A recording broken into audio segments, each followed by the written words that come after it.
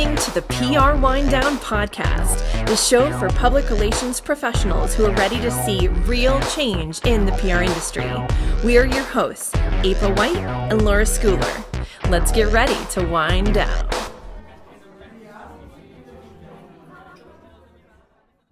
How about starting with what not to do from PR pros who know? Okay. So our don't for this week is don't shortcut written communication to colleagues or clients. Context is key. And I think what we're saying here is, I think a lot of us are now using Slack to communicate. We're using text messages and we're using emails less. And so I think everything's getting clipped shorter and shorter and shorter.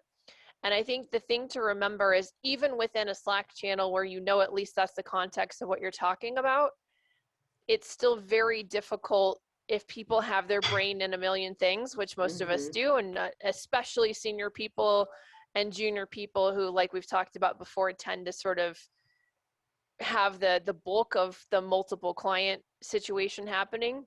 And so if you're talking to somebody like Laura or me, and we've got 20 accounts that we're overseeing and 30 team members and financials and new business and like fill in the blank, it continues, right? If you Slack something to one of us without context, it makes us do an awful lot of work to try to catch up to where you were in your brain at the time that you wrote the thing.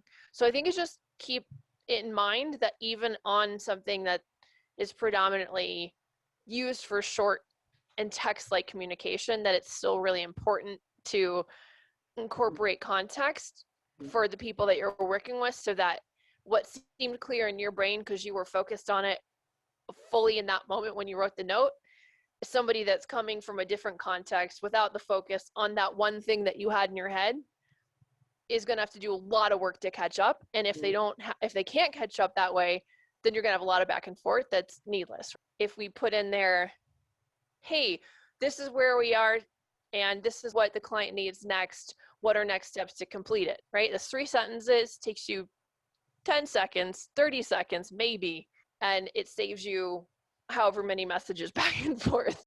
So I think that not only that, but also it just makes for better client and colleague communications. Because a lot of times, especially with clients, if you're going to say, hey, here's that thing we were talking about, and they might get annoyed. And then you've got an annoyed client, which is the last thing that you want to be the cause of. Because believe me, in PR, even when you're not the cause, you will often get the blame. So the last thing you want to be is the actual cause. Right. So what thing? Like, what is this? Like, your client, you have no idea the million of other things, especially with startups when like the CEO or the marketing person is doing everybody's job every day, all day long. Yep. You need to say, hey, this is for the announcement that we discussed that's going out next week, and we wanted to make sure that you are okay with it, and you should take one more look at it because the partner that we're dealing with, had a few changes. And then they're like, oh, right, this is the release that we're going to put out next week with the part. They don't have to like ask a question, or worse, a lot of times when clients get annoyed or frazzled, they'll start going in a totally different direction. And then you're not sure what they're saying back to you. And then all of a sudden there's some crazy, back and forth that make no sense because people are totally now not on the same page, but they're not in the same book. You caused it. That's right. Hey, good timing. I see our guest BL joining. All right, let's let her in. There she is. Hello. Hey, how are you? I'm well. How are you? Good. Nice to see you again. Yeah. So our guest today is Ochman. She's an internet marketer, internationally known blogger, social media strategy consultant to Fortune 500 companies, and heads the creative team of whatsnextonline.com. She's also co-host of the Beyond Social Media show and the author of the Press Releases from Hell ebook. Today we're going to chat about avoiding mistakes in pitching and writing, when to use brainstorming or not, and how the internet era has changed PR as a whole, as well as how podcasting is evolving in 2021, especially on the business front. So with no further ado, welcome. So nice to have you. So nice to be here. Yeah. So I'm thinking as a kicking off point, since we're on a podcast, it'd be fun to chat about the state of business podcasting in 2021. I know we had both seen this crazy article in Spin Sucks that we thought was pretty interesting. I'm curious to get your thoughts on it since I know you're helping clients produce podcasts and have a podcast of your own. Well, I think that podcasting is something that works for a lot of companies, but I think it's something that doesn't work for a lot of companies as well. And I am right now working with a client who has, I think it's 4 podcasts, and it's so much content, and it kind of grew like Topsy without any real plan for what it was going to be and how it was going to reach people. And it's just like they keep throwing more and more and more and more and more content, and it's not working. And so I think that the first thing that happens with a lot of podcasts is they don't know who they're trying to reach and what they want those people to do once they reach them. And that's a big thing. Like to podcast, just to podcast, to me is kind of silly. And it's a lot of work. As you know, there's post-production, there's pre-production, I mean, there's a lot that goes into this to have it done well. I have a very short attention span, I think most of us do. And it seems to be getting shorter. So, when I do listen to podcasts, I listen to them at double speed anyway, because that's how I am.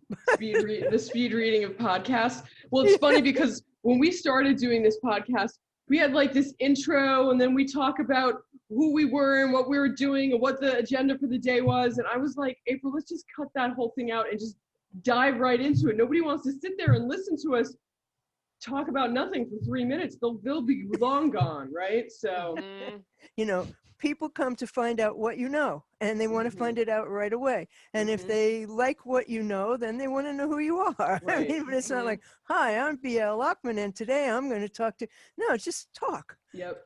And that's hard for people. Well, right. And I always say to people, we're doing media training, especially if you're doing a TV interview, this is not a murder mystery where we're waiting to the last page to find out who did it. Like, tell me right up front, because you might get cut off in 30 seconds. Right. What a great way to explain it. I love that. I think people think because, it's not live, usually, sometimes it is.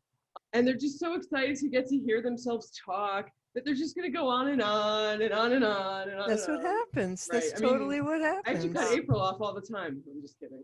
But in the article that we're talking about, she mentions that a lot of the top 100 business podcasts don't do show notes. And I think show notes are crucially important, but it's the way that you do them. In the show notes for Beyond Social Media show, we put links to the things we discussed on the show, and we put one line about what that was. And a lot of people don't listen to the podcast. They just read the show notes. Right. And, that's a sad fact of life with podcasts. A lot of people don't actually listen. And they sure as hell don't read the transcripts, Right. which a lot of people Very publish. true. Like, why are you doing that? Yeah. What do you think about the fact that this was a few years ago? I think Howard Stern said that he thought podcasts were kind of dumb because the barrier to entry didn't exist. I would have to agree with that. Yeah. I mean, I would definitely agree with that, as much as I hate to agree with Howard Stern about anything. Right. But, he certainly knows how to build an audience, that's for sure. Well, right. Better than anybody, right?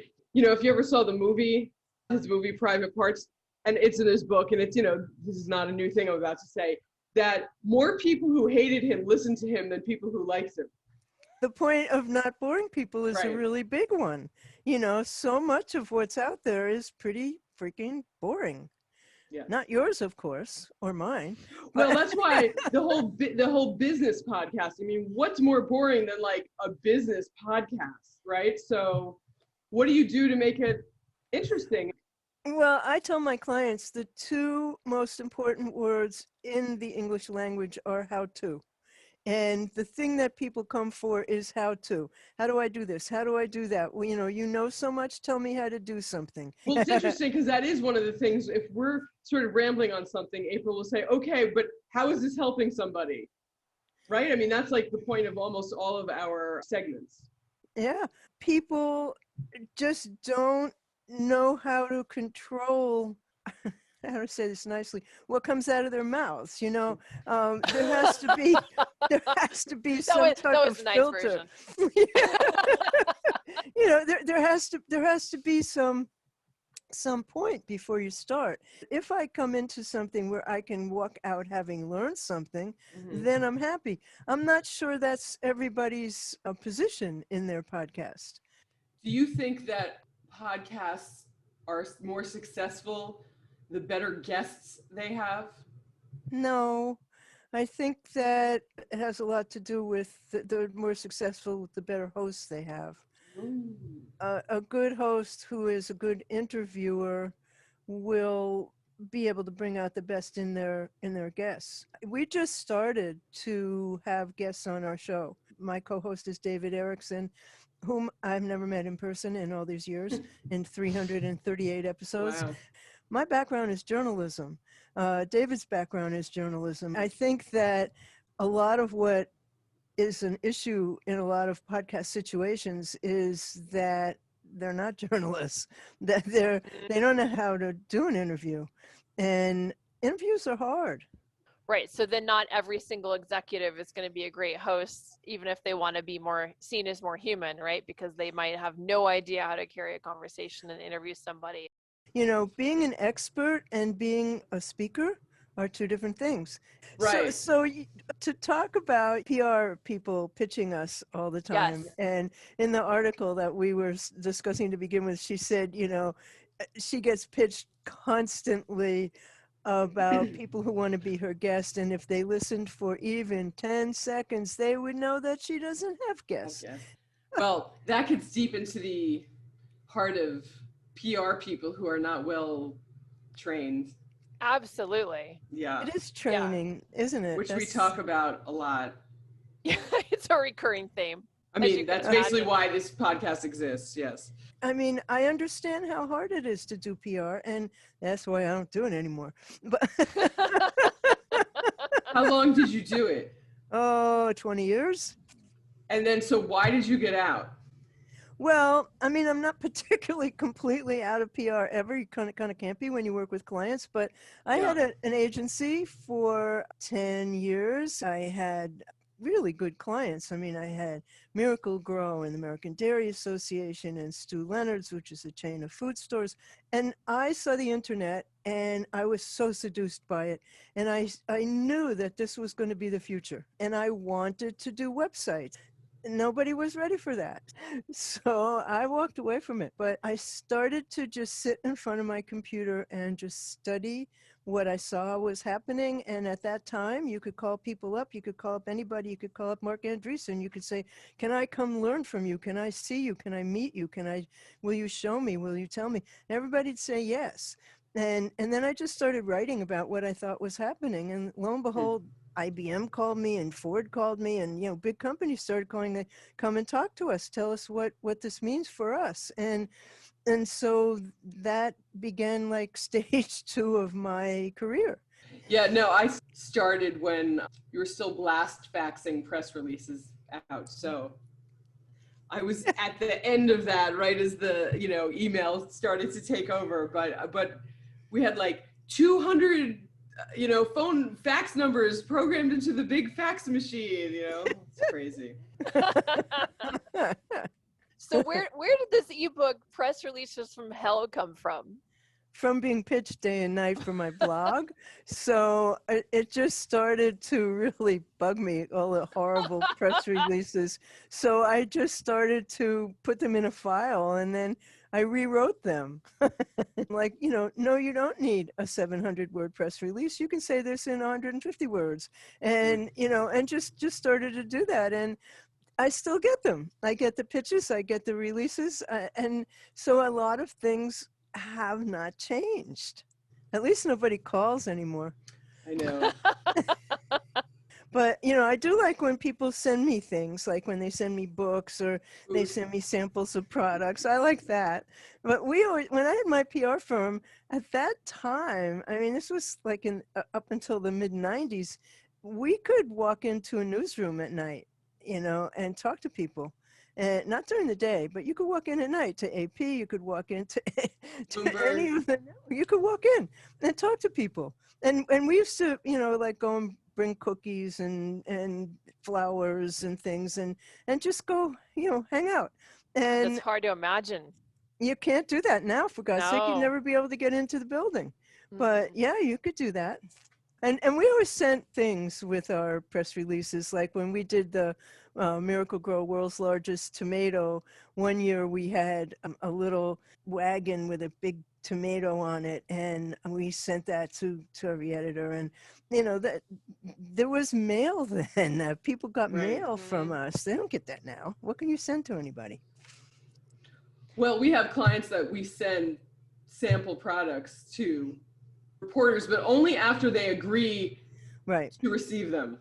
Yeah, Right. because otherwise you're just wasting money. Huge waste of money. Yep. Yeah. Well, now it's a little awkward too, because you have to ask them for mostly their home address. With the Right. pandemic, you're not going to send it to newsroom and trust they're getting it. So Right.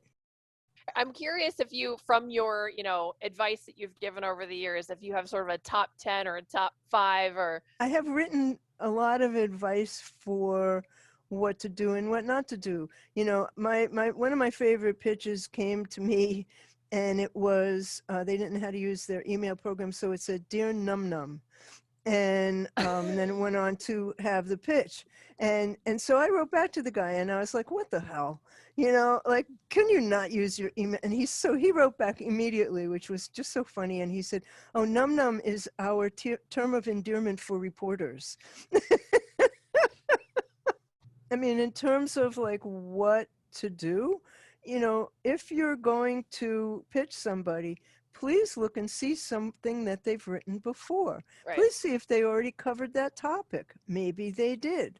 If they did, you might want to pitch them in a different way. Please look and see what they do, and Mhm. and know that. And by all means, Google people. You will find out everything you need to know in 10 seconds if you Google someone. Look And at their Twitter. yes, look at what they cover, look at what they talk about. Oh. That's another of my pet peeves, if you want to talk about pet peeves. Yeah, let's hear is it. People who use social media as a broadcast medium. It is not advertising. It is not a broadcast platform. It is a conversational platform. Right. And so the rule of thumb for Twitter, for example, or for, I think, any social platform, is 11 to 1. 11 times you talk about other people's content. 11 times you respond to somebody, you retweet somebody, you ask a question of someone, you compliment someone. And 1 time you talk about yourself, because that's not all you can do. That's not all you should do. Mhm. And I feel that Twitter, when it was 140 characters, made me a much better writer. Right. I feel that 280 is too much. I think that learning to be that succinct is going to help anybody's writing. Is there a lot of bad writing in PR? Sure there is. I mean, there's a lot of bad writing everywhere. Writing is taught poorly in schools. Mhm. And and when people ask me, like, if I want to work in marketing, what should I study? And at the very least, you should have a minor in journalism, because you need to know how to express yourself quickly and Right for clearly. business. Yeah. Right for business, they're still putting 2 spaces after the period. Right. Not that long ago, there was a individual at a place that I worked. This is how vague I'm making it. And this is like this century, even closer to where we are now than further. And he would make everybody go back and put 2 spaces after every period in everything we wrote. You are kidding. No. Wow, that's sad. We'd be like, that's not how it's done anymore. And he'd be like, I don't care. And would make God. everybody go back and do that. You know, Oh in my one God. of my early jobs in PR, I worked for an agency that had the New Yorker as a client, and we had a New Yorker fact checker who used to come up and look at our content. And the game that he taught us was to keep removing words from your sentence until you've changed the meaning. And that's an incredible exercise in writing, to be able to be clear in with the least possible number of words. And he would look at something that you wrote, and you'd walk away and your whole page would be read. But Right. it was great. It helped so much. But that type of exercise, I don't think that is what how agencies train. No, they don't train. I mean, I think the whole world needs an editor. I've rarely seen a play that needed a third act. I mean, That's funny. a movie that needs to be 3 hours long. I mean, Right. really? So, Right. if I I were go around in like signs outside of stores. I'm like, this is not a possessive, this is a plural. And I've like gone up on like signs outside of stores and like crossed off the apostrophe. Hilarious. I just watched that movie Genius about Thomas Wolfe, not Tom Wolfe, but the original Thomas Wolfe that was around during Fitzgerald and Hemingway's time and all of Wonderful that. writer. Oh my God. Wonderful And that writer. the movie was phenomenal. And it's funny, I don't know how true it was, but he would bring in his second book when he brought it into the editor was brought in 8 or 9 boxes of paper. He had written 4,000 pages too many. His books are long. You Can't Go Home Again is a long book, but wow, what a great book. I should reread that. That was one of the, Yeah. influential books of my life, really. Really? Yeah. How That, so? well, just that idea that you really can't go back to what was, that you have to always move forward. It was just beautifully composed. And more than anything, I'm a writer. And so when I see bad writing, it really is disturbing to me. Yeah. Yeah. I know, me too. Yeah, we put a premium on it at Trust Relations. It's just like way too important to me as a former journalist and somebody that got into journalism because I loved writing, frankly. So the last thing I had earmarked that I wanted to chat with you about was to brainstorm or not to brainstorm. That's the question. Oh, you and I talked about this. When I worked for big agencies that shall not be named, when I worked for them, what they do is they have these brainstorms, they call them, and they take people who know nothing about anything and they bring them into a room to discuss a possible new client or something that we're already working on.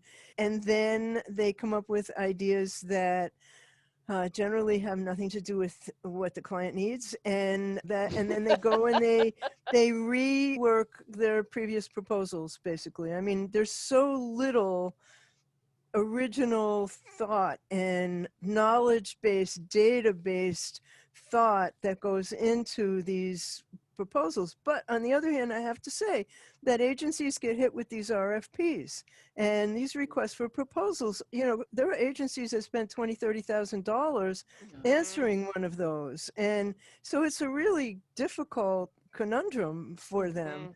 My personal things, I don't write proposals. If you want to work with me, I'm happy to discuss, what needs to get done. And then once you decide you want to work with me, the first thing I'm going to do is write you a plan. Because to me, it's foolish to say, we're going to do this, this, this, and this before you really get in and really look at what you need to know about a company. Right. And that takes time. Before they're allowed Yeah. to tell you the real nitty gritty of their business. They're not telling you that before Exactly. they hire you. Yeah. Right. Well, on that note, I always like to offer guests a chance to ask us a question since we usually do all the question asking. Do you have any questions you want to ask us? I want to know how your agency, what made you start the agency and how you got started. That's a good question. So I had sort of shared with you already that I had not so great experiences at bigger agencies. And eventually I bounced out and became a consultant on my own. And the consultancy started to take off at a certain point, and I either had to turn clients away or I had to build something bigger. And I had this moment where I thought, okay, I've spent a lot of time and a lot of years in my head or sometimes out loud complaining about how it's not done well. And it's very easy to do that, right? It's easy to sit on the cheap seats and take pot shots at everyone else that's trying. But as Brene Brown says, until you're in the arena, you don't really have a right to say anything. Mhm. And I thought, okay, well, I have to go build the thing that doesn't exist that I think needs to. And so I set out to do this crazy thing and build the anti-agency and take from the agencies what works and get rid of the rest. It's a funny balance of trying to find my way. And then it became this inspiration to try to build it big enough, really, that anybody who wants to escape their toxic environment or relationship with their employer, that they can come take, have a safe haven. Refuge. A refuge, yes. Sounds so strange, but that's really what started it. That's a good reason to start something. Found a niche and you filled it. I mean, I think that's what innovation is.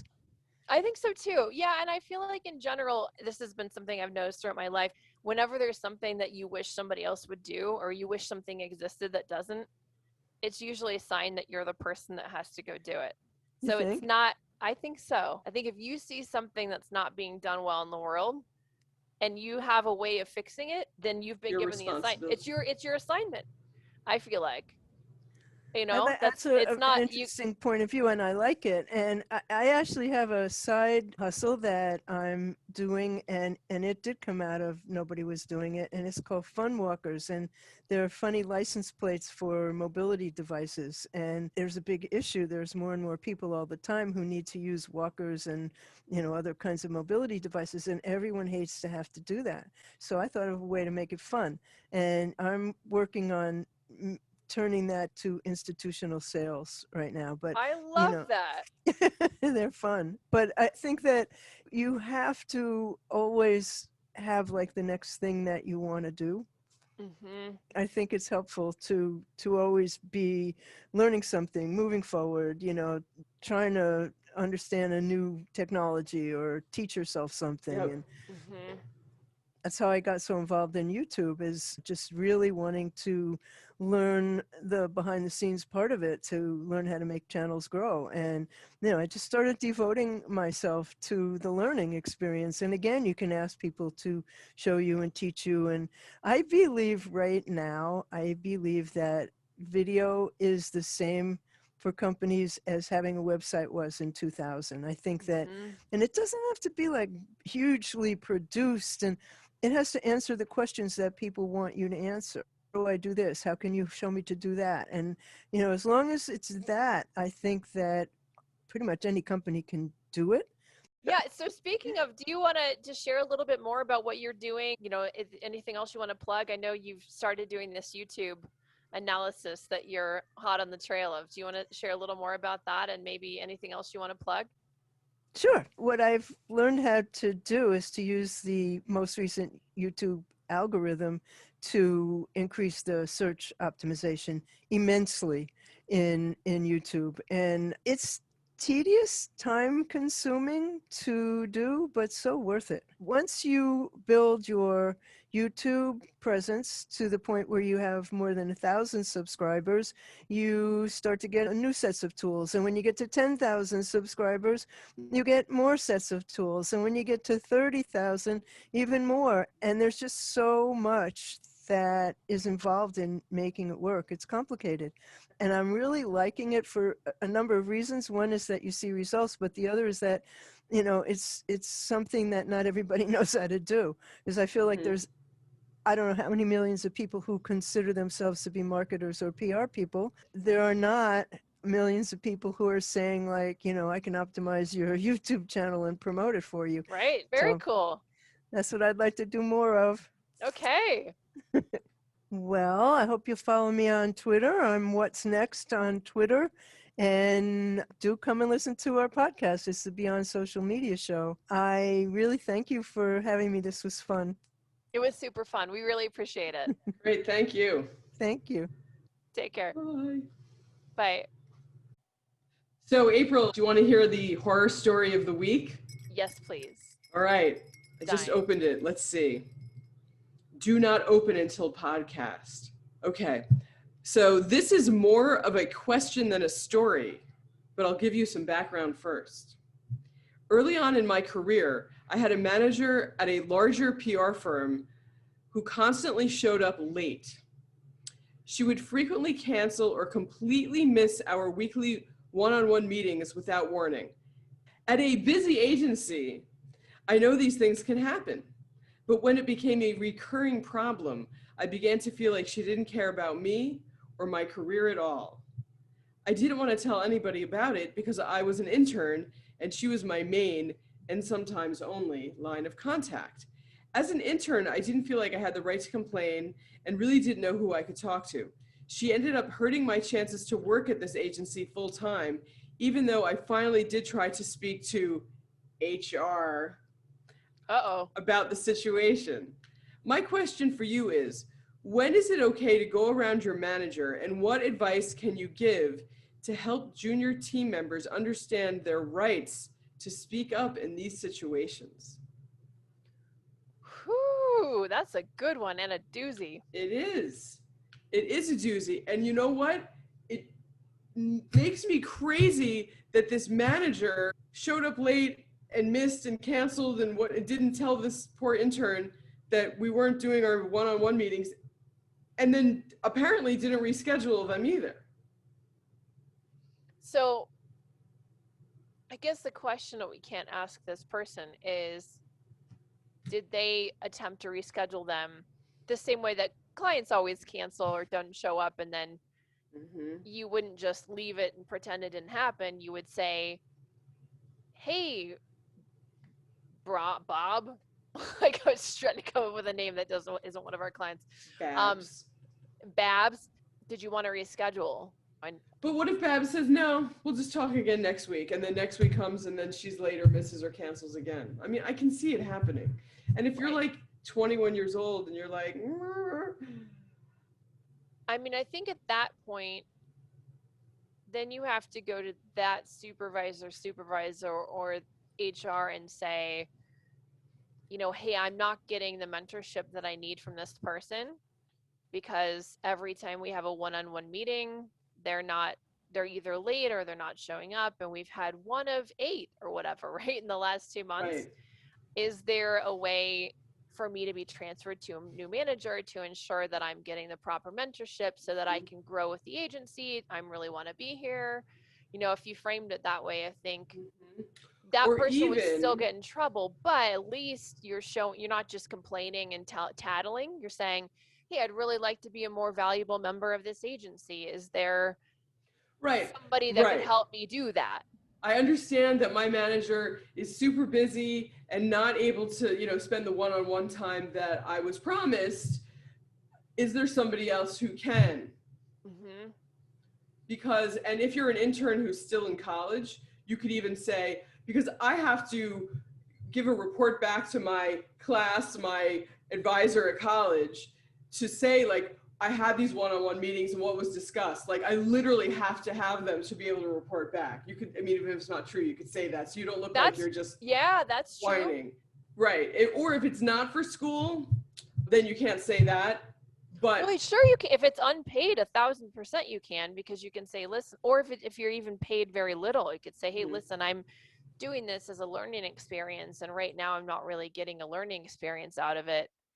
Is there something that we could do here to ensure that I'm not only contributing to the agency as best I can, but that also I'm being that mentored. that I'm receiving the experience that is part of my compensation for being an intern who's paid $10 an hour or zero or $0. I guess you're not allowed to not pay at all anymore, right? I think in certain states you're not. I think in New York you're not allowed to pay I would never consider it, so I can't even imagine that. But I work for nothing many times. So yes, and go to HR. So maybe here's the thing. Your favorite topic. I know, in this situation, if you know and feel somewhat comfortable with somebody else within the agency who's, you know, mid to senior level, you could just go to them directly. If you really feel like you can't, then in that case, you could go to HR, but HR is not going to solve your problem. What you could say to them is, can you help me get to somebody who can help solve my problem?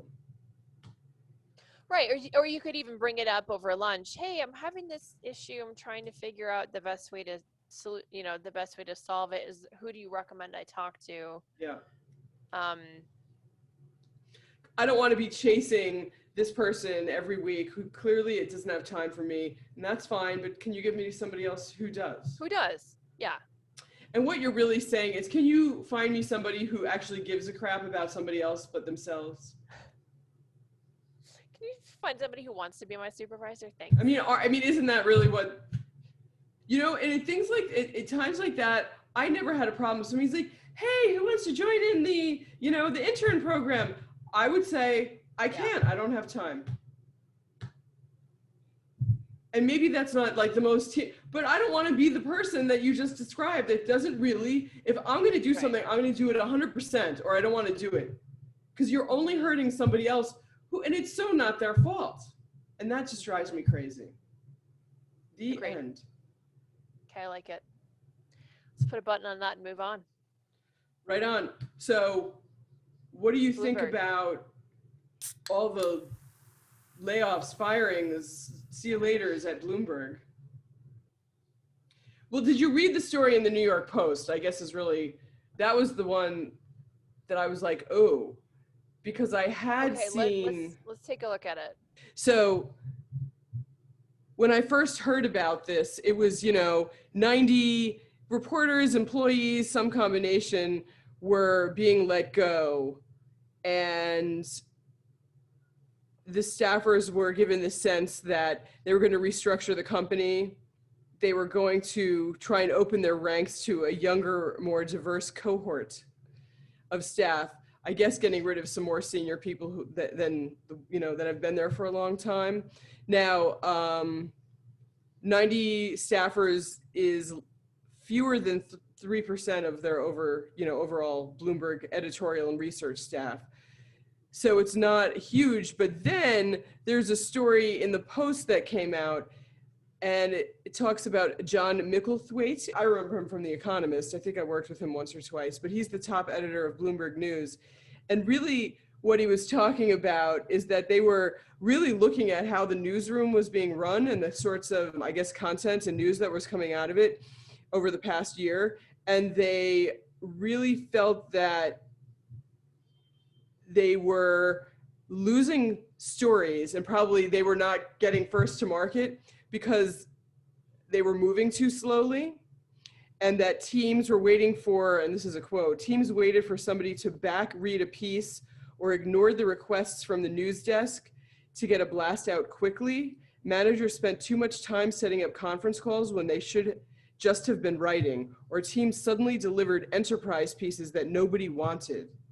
So he's basically saying that, from what I can tell, they want to be way more aggressive and competitive and first to market with their stories. Mm-hmm. And so I guess they felt that they had to let go, I don't know, maybe old guard people who were used to doing it a certain way, or maybe people who just didn't seem to be that effective or weren't on board with the new era. Mm-hmm. It sounds good in a way if you're thinking about, well, how can this business be better and do better? But I've also seen the receiving end of this sort of talk, not necessarily at media companies, but at other companies. Yep. And it's political mumbo jumbo a lot of the time. Because even though 90 people among 20,000 or whatever it was is not a lot, are these 90 people like senior staffers in the New York office? Are you getting rid of 90 senators in the United States Senate, even though there's 1 million people who work for the government? You know what I mean? Like, what are the quality of the people that they're getting rid of? And I wonder about that. And so it doesn't say, right? It says some are senior staffers, including longtime editors. Yes. So there are some of those people. So is this a way for them to get rid of people who A, are expensive, and B, are maybe a little bit stubborn because they know how things should run and have to work? And instead of having to deal with those people, they will push them aside, bring in twice as many people who have been working in the industry for 5 minutes, who will just, okay, whatever you say, I'll do it. But then those people are going to possibly run into brick walls. That the older people who had been there for 20 years will say, well, we can't do that because of these brick walls. And the management's like, I don't care about brick walls. You're gone. I'm bringing somebody in who doesn't even know about brick walls. But then those younger people will also run into brick walls. So many brick walls. Hey, Kool-Aid. Remember Kool-Aid would run through walls? Right. So there's that. Like, is this a real, or is this just political corporate speak? Or do they really need to do this to improve Bloomberg? Is Bloomberg really missing big stories and writing about nonsense? I mean, in general, I feel like everything has gone so op-ed heavy, and it's not so much about the breaking news now. You've got the Bloomberg terminals, right? And they still put out news about like companies and stocks.